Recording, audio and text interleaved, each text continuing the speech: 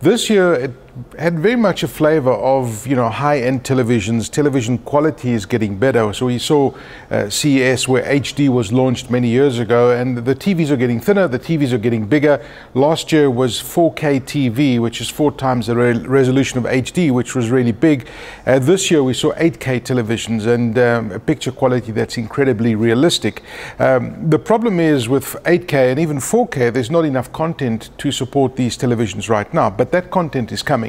We're seeing these televisions all smart enabled. In other words, they have the ability to stream content directly to the TVs. In fact, even the generation of Samsung TVs, they've actually got a built-in computer. So PlayStation 3 games now work on these devices. So you see it's now becoming a hub of entertainment in the home, and it's always been that, but it's now becoming even more so that an actual physical computer where you can do Skype and you can do all sorts of other things. So that we saw lots of different streaming services, and they've now got the compression of high definition rights, so you don't need that much bandwidth to be able to stream really good quality television into your home, without using the traditional means. So televisions were certainly very, very big this year at CES.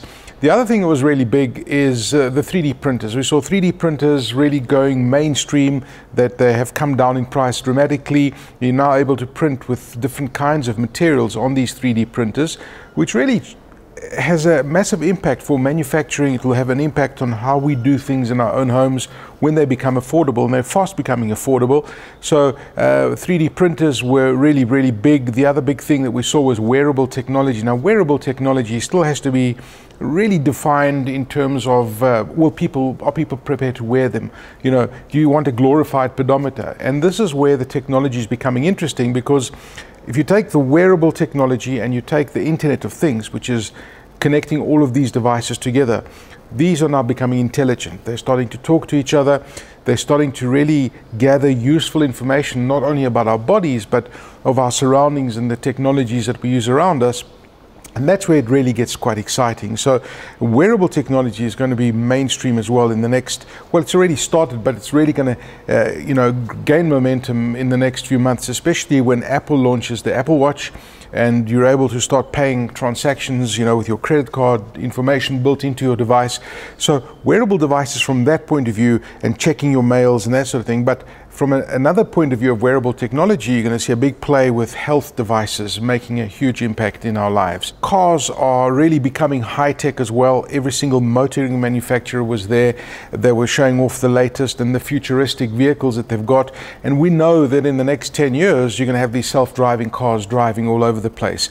So motor manufacturers were there, and these self-driving cars will have a massive impact, not only us as commuters, because it's going to reduce traffic congestion, which is a great thing. We'll have less cars on the road. The cars will become a lot more efficient, but the impact that it will have on insurance, on car manufacturers, because you're not going to need to own a car in the future. You'll just type a button, just like the Uberization of transportation is coming to us at a very, very fast pace. The media implications are that people are consuming a lot more media. We're creating a lot more media.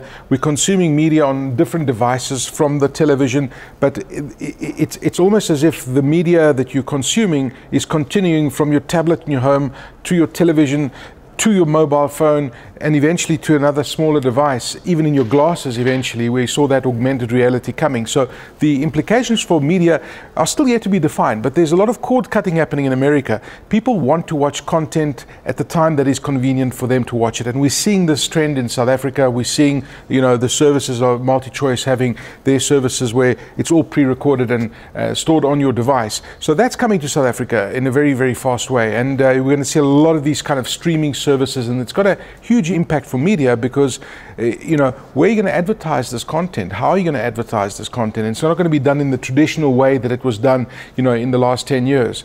But there's some interesting plays happening with regards to sports deals that are being signed. So that all has to be predetermined. But for now, I can tell you that the consumerization of technology is having a massive impact on every single aspect of our lives. Whatever we do, wherever we turn, it's facing us in the face. And we've got this digital tsunami that's heading our way, and sometimes it's difficult to keep up with that pace.